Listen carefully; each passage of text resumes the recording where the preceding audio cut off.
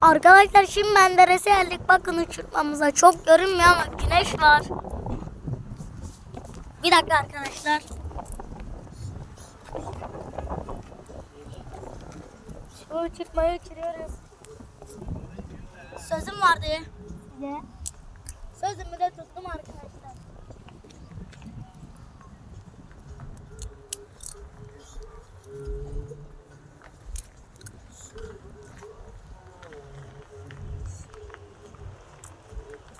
Bakın arkadaşlar iyi uçuyor valla.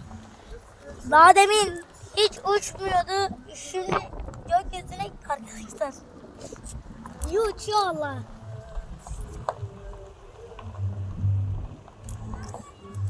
Daha da verdireceğim. Ama babam izin vermiyor.